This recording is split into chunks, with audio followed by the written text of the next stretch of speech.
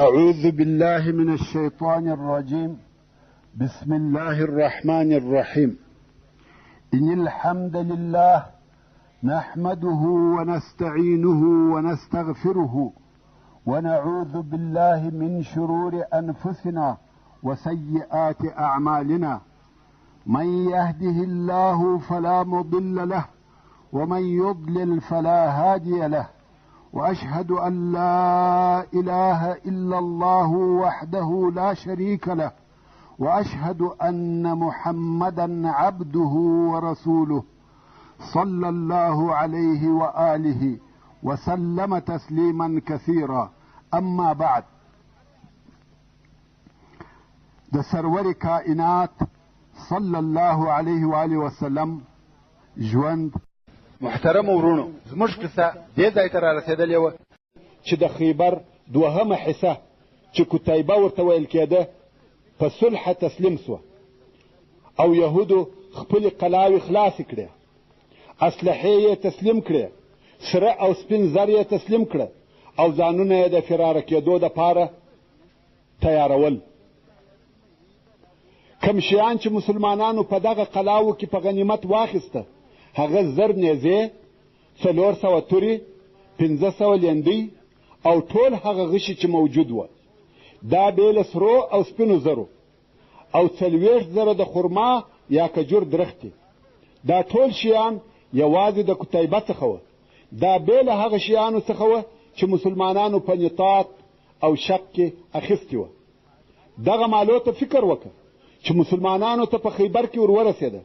پر دې ټولو سربیره چې د خیبر په قلاو کې مسلمانانو ته په لاس ورغله، یو هم د تورات ډېرې پخوانۍ نسخې وې، مګر یهود ورسول الله صلی الله علیه وسلم ته ورغله، ویل یا محمد صلی الله علیه وسلم، دا زموږ مقدس کتابونه دي، دا بیرته موږ ته راکړه. که څه هم د رسول الله صلی الله علیه و آله وسلم په وسه پوره وه چې دغه کتابونه څرې کړي یا یې وسوځي، ځکه دغه کتابونه تر صلح د مخه د خیبر په اولو قلاو کې په لاس ورغلي وه، مګر رسول الله صلی الله علیه وسلم مهربانه او بخښونکی و او مسلمانان د اقلیاتو سره نرمه او پسته ګزاره کوي. نو یې دغه کتابونه بیرته و دوی ته ورکړه. بیا نو یهودو مشوره سره وکړه او رسول الله صلی الله علیه وسلم ته ورغله، ویل یا محمد صلی الله علیه وسلم، تاسې ته د خیبر مځکه او زراعت داسې نه دي در معلوم لکه موږ ته، او په دغه کښتو هم تاسې داسې نه پوهېږئ لکه موږ. ورونو، په خیبر کې دونه کښتونه او باغونه وه چې په ټوله جزیرة العرب کې یې مثل نه و. یوازې په کتیبه کې بې له شق او نطاق څخه د خرما 40,000 درختې وې. نو ویل یا محمد صلی الله علیه وسلم، که چیرې ستا خوښه وي او موږ د بزګرانو پر قسم په خیبر کې پرېږدې، ځکه اوس یهود په خیبر کې د هیڅ شي مالکان نه دي. نو ویل فقط د نوکرانو او خدمتګارانو په شکل غواړو چې پاته سو. د اجرې او مزدورۍ په مقابل کې به دغه باغونه روزو او موږ تر تاسې ښه په پوهېږو. رسول الله صلی الله علیه وسلم هم موافقه ورسره وکړه چې یهود دي په خیبر کې د مسلمانانو په کورو کې فقط نوکران پاته سي. کورونه، ځمکه او باغونه ټول د مسلمانانو دي او دوی د مسلمانانو نوکران دي. کارونه به کوي او د دوی مزدوري د خیبر نیم حاصلات دي. هر کال به د خیبر د حاصلاتو څخه په 100 کې 50 خپله مزدوري اخلي، لکه زموږ په وطن کې کښتګران. او دا چې رسول الله صلی الله علیه وسلم دوی پرېښول، د هغه اساسي علت دا و چې مسلمانانو د خیبر د روزنې دپاره مریان او نوکران نه درلوده او په خپله مسلمانان په جهاد مشغوله وه. نو که ځان د خیبر د زراعت په روزلو مشغوله کې جهاد پاته کیږي، نو ځکه رسول الله صلی الله علیه وسلم و دوی ته اجازه ورکړه چې په دغه کورو کې واوسیږي. کورونه د دوی ملک نه دی، کورونه اصلا د مسلمانانو دي، خو چاره نه وه، دوی هم باید په یوه ځای کې اوسېدلي وای. نو ځکه و دوی ته اجازه وسوه چې په دغه کورو کې واوسیږي او د خیبر د زراعت مسؤلیت پر غاړه واخلي. نو رسول الله صلی الله علیه وسلم امر وکړي چې یهود پرېږدي خپل کارونه دي کوي. رسول الله صلی الله علیه وسلم د یهودو پاچا کنانه او د هغه ورور ربیع راوغوښته چې د دوی سره د بني نظیر خزانه ورسره وه. رسول الله صلی الله علیه وسلم د هغې خزانې پوښتنه ځینې وکړه. کنانه انکار وکړي چې نه په هغه خبر یم او نه ځای را معلوم دی. خو د یهودو څخه یو بل نفر چې د دغه کنانه د اکا زوی و ورسول الله صلی الله علیه وسلم ته ورغلی چې ما به کنانه لیدی چې هر سهار به پر دغه خرابه ګرځېدی. رسول الله صلی الله علیه وسلم بیا و کنانه ته وویل که مې خزانه ستا سره پیدا کړه ودې وژنم؟ کنانه ویل هو. رسول الله صلی الله علیه وسلم امر وکړي چې دغه خرابه وکیني. خرابه وکیندل سوه او د هغه ځای څخه هغه د دوی د خزانې یو څه مال راوایستل سو. رسول الله صلی الله علیه وسلم د هغه نور پاته مال پوښتنه ځینې وکړه. کنانه بیا هم نه غواړي چې هغه مال ورتسلیم کړي. نو یې کنانه د زبیر رضی الله تعالی عنه په لاس ورکړي چې عذاب ورکړه تر څو چې هغه پاته مال راوړي. خو کنانه د پاته مال اقرار نه کاوه. بیا نو رسول الله صلی الله علیه وسلم محمد ابن مسلمه رضی الله تعالی عنه امر کوي چې ویې وژني. اصلا اتفاق داسې و که چیرې د یهودو سره پټ سوی مال چې سره او سپین زر دې پیدا سوه ټول یهود وژل کیږي. مګر رسول الله صلی الله علیه وسلم یوازې کنانه او د ده ورور ربیع ووژل ځکه دوی دوه دغه خیانت کړي وو او نور یهود یې پرېښول. پر دغه سربیره بیا هم یهودو نور زر پټ کړي وه ځکه مال او پیسې د یهودو د زړه ټوټه ده او بیا په وروسته کې یې په هغه مالو تجارت کاوه. خو مسلمانانو په دغه وخت کې نه کړه ځینې پیدا. اوس نو د خیبر جنگ خلاص او رسول الله صلی الله علیه وسلم د خیبر پر شاوخوا خیمې درولې دي چې د یهودو څخه یوه ښځه و رسول الله صلی الله علیه وسلم ته ورغله چې نوم یې زینب بنت الحارث و او د سلام ابن مشکم ښځه وه هغه چې د صعب ابن زبیر په قلا کې ووژل سو. او دغه زینب د مرحب پهلوان وریره وه. دغه ښځه راغله ویل یا محمد صلی الله علیه وسلم تا کولی سوای چې د هغه عهد او اتفاق په اساس چې که سره یا سپین زر پیدا سوه بیا نو ټول یهود وژل کیږي. موږ ټول یهود ووژنې. تا کولی سوای چې موږ ټول یهود ووژنې ځکه موږ خیانت کړی وو خو تا موږ ته عفو وکړه. نو ما تا ته یوه میلمستیا جوړه کړې ده چې دا د هغه شکر دی چې تا موږ نه ووژلو.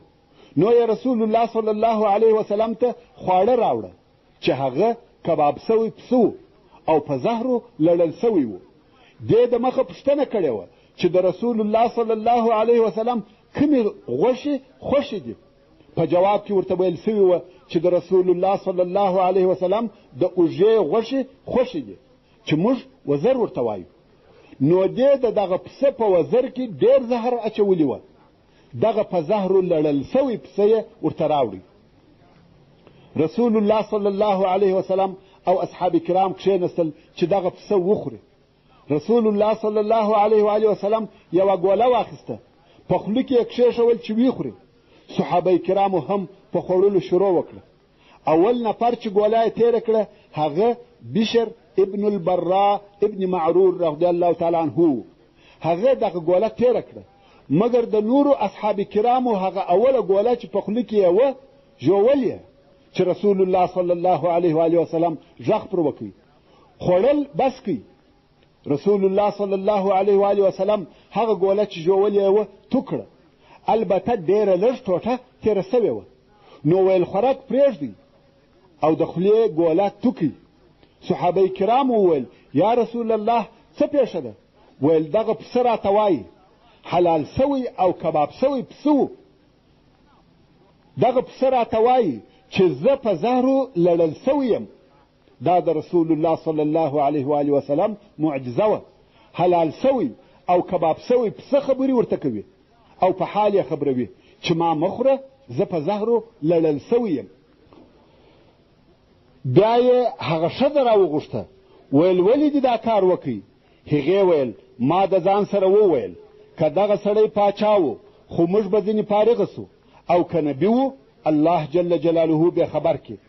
په اول کې رسول الله صلی الله علیه وسلم و دغه ښځې ته عفو وکړه، خو بشر رضی الله تعالی عنه د دغه زهرو په خوړلو شل سو او بیا څه موده وروسته بشر رضی الله تعالی عنه د دغه زهرو د خوړلو په واسطه وفات سو. نو بیا رسول الله صلی الله علیه وسلم دغه ښځه د بشر رضی الله تعالی عنه په قصاص کې ووژل او په خپل رسول الله صلی الله علیه وسلم پاته ټول عمر د دغه زهرو څخه تکلیف لیدی. همیشه به څه موده تر مابین د دغه زهرو په سبب درد ورته پیښېدی او رسول الله صلی الله علیه و آله وسلم به ویل ما زلت اجد من الاکل التي اکلت من الشاة یوم خیبر، یعنی همیشه د هغه خوړو څخه چې ما د خیبر په ورځ وخوړه درد حسوم.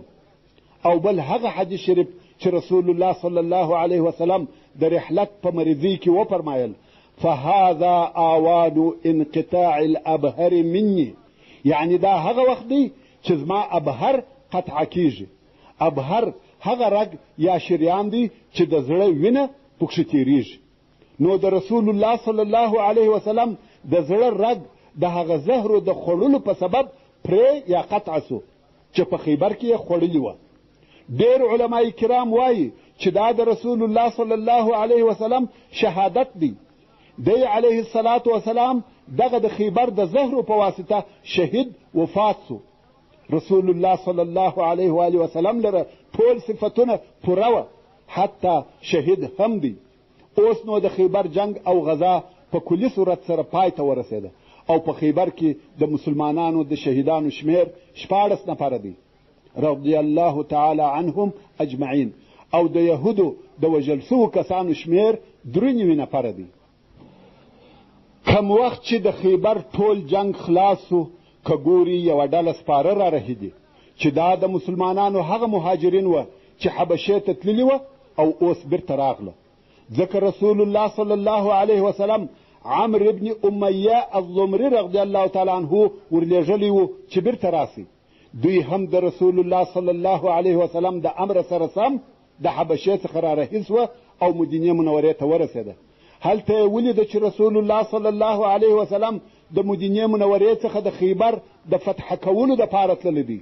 نو دوی هم پسې وررهي سوه چې د خیبر په فتح کولو کې ګډون وکړي. مګر خیبر ته پر داسې وخت ورورسېده چې خیبر فتح سوی و او اوس چې د رسول الله صلی الله علیه وسلم سره ولیده هغه علیه الصلاة وسلام ډېر په خوشحاله سو او وی فرمایل والله ما ادري بأيهما اثر بفتح خیبر ام بقدوم جعفر، یعنی والله زه نه پوهېږم چې په کم شي خوشحالي وکم، آیا د خیبر په فتح سره که د جعفر رضی الله تعالی عنه په راتګ سره. او تاسې ته معلومه ده چې د حبشې د مهاجرو مشر جعفر ابن ابي طالب رضی الله تعالی عنه د حضرت علی رضی الله تعالی عنه ورور او د رسول الله صلی الله علیه وسلم د اکا زوی و. بیا نو رسول الله صلی الله علیه و آله وسلم امر وکړي چې د غنیمتو څخه دې د حبشې و مهاجرو ته هم حصه ورکول سي، ځکه دوی په دغه نیت خیبر ته راغله چې د رسول الله صلی الله علیه وسلم سره په جهاد کې ګډون او اشتراک وکړي. خو هغه خیبر فتح سوی و. د فدک د یهودو سره صلح. ورونو تاسې پوهیږئ چې په ټوله جزیرة العرب کې یهود په څو ځایو کې اوسېده؟ په جزیرة العرب کې د یهودو د استوګنې ځایونه 5 وه چې په داسې ډول سره وه. اول مدینه منوره چې هلته د یهودو هغه 3 عمده قبیلې د نورو عربو تر څنګ اوسېدلې. دوهم خیبر چې دا د یهودو لوی او اساسي مرکز و او بې له یهودو بل څوک هلته نه وه. دریم فدک چې دلته هم یوازې یهود اوسېده. څلورم وادي القرا چې دلته هم یهود اوسېده او یو څه لږ عرب هم ورسره وه. پنځم تیما چې دلته هم خالص یهود اوسېده. په نوره ټوله جزیرة العرب کې یا بت پرستان اوسېده یا په ځینو ځایو کې نصارا اوسېده. نو د مدینې منورې څخه یهود وایستل سوه. خیبر فتح سو. اوس د فدک نوبت دی. د خیبر تر فتح کېدو د مخه کم وخت چې رسول الله صلی الله علیه وسلم د مدینې منورې څخه و خیبر ته ورسېدی، په دغه وخت کې یې محیصه ابن مسعود رضی الله تعالی عنه د فدک و یهودو ته ورولېږي چې و اسلام ته دعوت کړي، خو هغو دغه دعوت نه کوي قبول. او اوس چې الله جل جلاله خیبر فتح کوي، الله جل جلاله د فدک د یهودو په زړو کې بیره ور واچول. نو یو رسول الله صلی الله علیه وسلم ته حال ولېږي چې موږ هم داسې صلح در سره کوو لکه د خیبر یهودو چې در سره وکړه. رسول الله صلی الله علیه وسلم هم صلح قبول کړه او فدک د مسلمانانو سو. یهود فقط د نوکرانو په شکل هلته اوسیږي. د وادي القرا فتح کېده. اوس چې رسول الله صلی الله علیه وسلم د خیبر د فتح کولو څخه فارغ سو او فدک په خپله صلح قبول کړه، نو د وادي القرا پر طرف رهي سو چې هلته هم یهود اوسېده او یو څه لږو عربو هم ژوند ورسره کاوه. د وادي القرا یهودو د جنگ دپاره پوره آمادګي او تیاري نیولې وه.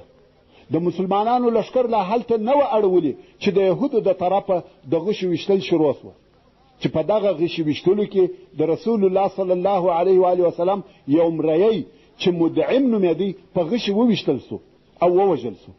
صحابه کرامو وویل دته دې د جنت مبارکي وي. رسول الله صلی الله علیه وسلم وفرمایل هیڅ کله داسې نه ده. زما دې قسم په هغه ذات وي چې زما د نفس اختیار د هغه په قدرت کې دی. هغه کالی چې د خیبر په ورځ د غنیمتو څخه واخیستی او د تقسیم یا ویشلو دپاره یې نه راوړي، هغه به پر ده باندې اور بلوي. خلقو چې د رسول الله صلی الله علیه وسلم دغه قول واورېدی، نو یو سړي و رسول الله صلی الله علیه و آله وسلم ته د چوکې یوه یا دوې تسمې راوړې چې دا یې هم د مخه تر ویشلو د غنیمت څخه اخیستې وې، او اوس یې د اور د بیرې څخه و رسول الله صلی الله علیه وسلم ته ور تسلیم کړې. رسول الله صلی الله علیه وسلم وفرمایل د چوټې یوه یا دوې تسمې د اور، یعنی هر هغه څوک چې د غنیمت هر شی تر تقسیم د مخه واخلي، هغه شی به د ده دپاره د اوره څخه جوړ سي او عذاب به ورکول کیږي. مجاهدینو ورونو ښه متوجه سي، هر هغه شی چې د دشمن څخه په غنیمت اخیستل کیږي هغه باید و خپل امیر ته تسلیم سي او امیر یې باید په شرعي طریقه پر مجاهدینو وویشي. که داسې ونه سي، هغه شی به د قیامت په ورځ د هغه اخیستونکي دپاره د اور سي او ده ته به عذاب په ورکول کیږي. او بیا رسول الله صلی الله علیه وسلم خپل اصحاب د جنگ دپاره تیار او آماده کړه. د لښکر عمومي بیرغ یې و سعد ابن عباده رضی الله تعالی عنه ته ورکړي، یو بیرغ یې و حباب ابن منذر رضی الله تعالی عنه ته ورکړي، یو بیرغ یې و سهل ابن حنیف رضی الله تعالی عنه ته ورکړي، او یو بیرغ یې و عباده ابن بشر رضی الله تعالی عنه ته ورکړي. بیا یې د وادي القرا یهود و اسلام ته را دعوت کړه، خو هغو اسلام نه قبلاوه، بلکې د هغو د طرفه یو پهلوان د مبارزې دپاره راووتی و دته زبیر ابن العوام رضی الله تعالی عنه ور ووتی او یهودی یې ووژي. بیا د یهودو بل پهلوان راووتی، دا هم زبیر رضی الله تعالی عنه ووژي. د یهودو د طرفه بل پهلوان راووتی، د هغه د مبارزې دپاره حضرت علی رضی الله تعالی عنه ور ووتی او یهودی یې ووژي. تر څو چې د یهودو د طرفه په دغه مبارزه کې 11 نفره پهلوانان ووژل سوه، او د هر پهلوان تر وژلو وروسته به مسلمانانو یهود و اسلام ته دعوتول او هغو به د اسلام د قبلولو څخه انکار کاوه. په دغه ورځ مسلمانانو خپل منځونه پر وخت او په جماعت کول. هر وخت چې به رسول الله صلی الله علیه وسلم لمونځ ادا کړي، بیا به یهود و اسلام الله او رسول الله ته دعوت کړه، او د هغو تر انکار وروسته به بیا جنگ شروع سو. په دغه ورځ تر ماښامه پورې جنګ وسو. په دا سبا سهار تر لمانځه وروسته بیا جنگ شروع سو، خو د لمر د راختلو سره یهود تسلیم سوه او وادي القرا په جنگ سره فتح سوه. الله جل جلاله مسلمانانو ته د دوی ډیر مالونه او سامانونه په غنیمت ورکړه. د تیما د یهودو سره پر جزیه صلح. تیما چې د یهودو بله منطقه وه، کم وخت چې د هغه ځای و یهودو ته د خیبر د فتح کېدو خبر ورسېدی او بیا یې د فدک د یهودو اخبار واورېده او بیا د وادي القرا د یهودو په تسلیمېدو خبر سوه، یوازې دا نه چې د مسلمانانو پر ضد یې هیڅ مقاومت ونه کوي، بلکې په خپله دوی ورسول الله صلی الله علیه و آله وسلم ته حال ولېږي چې موږ نه جنگ غواړو نه صلح، بلکې مسلمانانو ته جزیه ورکوو. رسول الله صلی الله علیه وسلم هم د دوی دغه غوښتنه قبوله کړه او پر جزیه یې فیصله ورسره وکړه. رسول الله صلی الله علیه وسلم و دوی ته یو د امان لیک ورولیکئ چې د دغه لیک نوشته کوونکی خالد ابن سعید رضی الله تعالی عنه، او لیک داسې لیکل سوی و: دا د محمد رسول الله صلی الله علیه وسلم د طرفه و بني عادیان ته لیک دی چې د دوی ساتنه د مسلمانانو پر ذمه ده او دوی به مسلمانانو ته جزیه ورکوي، پر دوی نه تجاوز کیږي او نه د خپله ځایه څخه ایستل کیږي. شپه یې د راحت ده او ورځ یې د کار کولو ده. د جزیرة العرب څخه د یهودو ایستل، د یهودو ټوله منطقه فتح سوه او یهود بیا هم د رسول الله صلی الله علیه و آله وسلم په وخت او زمانه کې په جزیرة العرب کې پاته وه. د ابوبکر صدیق رضی الله تعالی عنه د خلافت په دوره کې هم یهود موجود وه. څو د حضرت عمر فاروق رضی الله تعالی عنه د خلافت په وختو کې یو مسلمان سړی په خیبر کې د یهودو د طرفه ووژل سو. ورونو، و دغه کیسې ته ښه متوجه سئ چې د یوه مسلمان سړي وینې د هغه وخت و حاکمانو او آمرانو ته څونه اهمیت درلودی. د یوه سړي د وژلو په سبب و کفارو ته څونه جزا ورکول کېده، او د نن ورځې د حاکمانو او آمرانو د حالاتو سره مقایسه کړئ. دغه د عدل ترازو او حکم به تاسې ته پرېږدم. حضرت عمر رضی الله تعالی عنه په دغه باره کې تحقیقات شروع کړه، خو یهود هیڅ حال نه ورته وایي او نه اقرار کوي. یو مسلمان نفر په خیبر کې د یهودو د طرفه وژل سوی دی، خو یهود حال نه وایي چې چا وژلی دی. حضرت عمر رضی الله تعالی عنه ورته وویل: که قاتل په لاس را نه کوي تاسې ټوله فراره کوم. خو یهود پر دغه ټینګ وه او قاتل یې نه ورشاوه. نو حضرت عمر رضی الله تعالی عنه ټول یهود فراره کړه. د خیبر یهود، د فدک یهود، د وادي القرا یهود د یوه مسلمان سړي د وژلو په سبب ټول فراره کړه سوه. بالکل د جزیرة العرب څخه وایستل سوه. په ټوله جزیره کې نور یهود نه سوه پاته بیله د تیما د یهودو څخه. دا ولې پاته سوه؟ ځکه د تیما یهود په جزیه اوسېده، مال او ملک د دوی و او دوی مسلمانانو ته جزیه ورکول، او د هغه نورو یهودو سره اول جنګ وسو او بیا په صلح پاته سوه. د هیڅ مځکې او جایداد مالکان نه وه، فقط نوکران او خدمتګاران وه، او د هغو اختیار د مسلمانانو په لاس و. هر وخت چې بیا ایستل کولای سوای، مګر د جزیه یهودو ته امان و. نو ځکه حضرت عمر فاروق رضی الله تعالی عنه هغه نور یهود ټول وشړل او یوازې د تیما یهود په جزیرة العرب کې پاته سوه. دا د جزیرة العرب څخه د یهودو د ایستلو سر او سبب و. پس له هغه څخه چې رسول الله صلی الله علیه وسلم او مسلمانانو د یهودو ټوله منطقه فتح کړې، نو د یهودو د منطقو څخه بیرته د مدینې منورې پر طرف رهي سوه. که ګورې په لار کې د غطفان قبیله، هغه چې عیینه ابن حسن یې رئیس و، ولاړه ده. د دوی لا تر اوسه مسلمانانو ته امید شته او غواړي چې پر مسلمانانو حمله وکړي. رسول الله صلی الله علیه وسلم ولیده چې عیینه اوس هم موږ نه پرېږدي او لا راپسې دی. وصلى الله تعالى على خير خلقه محمد وآله وأصحابه وأهل بيته أجمعين. والسلام عليكم ورحمة الله وبركاته.